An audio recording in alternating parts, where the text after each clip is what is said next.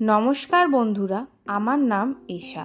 আমি আজকে সবার প্রিয় বেগুন দিয়ে ইলিশ মাছের ঝোলের রেসিপি এনেছি।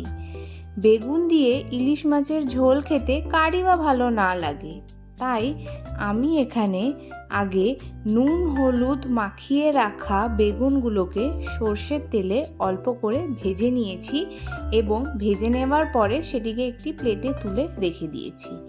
তারপরে আমি ইলিশ মাছগুলোকেও নুন আর হলুদ লাগিয়ে রেখে দিয়েছিলাম এবং সেই তেলেই আমি মাছগুলোকে ভেজে নিয়েছি। তারপর সেইগুলোকেও আমি একটি প্লেটে তুলে রেখে দিয়েছি। আমি এখানে খুব অল্প তেল ব্যবহার করেছি, কারণ ইলিশ মাছ থেকে নিজস্ব তেল ছাড়ে। মাছগুলো ভাজা হয়ে গেলে আমি সেই তেলেই কালো জিরে আর কাঁচা লঙ্কা ফোড়ন দিয়ে দিয়েছি এবং সেগুলোকে একটু নেড়েচেড়ে নিয়েছি।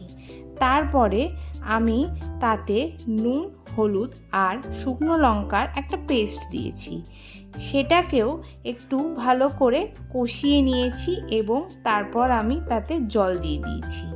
জলটা ফুটে গেলে আমি তাতে মাছগুলোকে ছেড়ে দিয়েছি।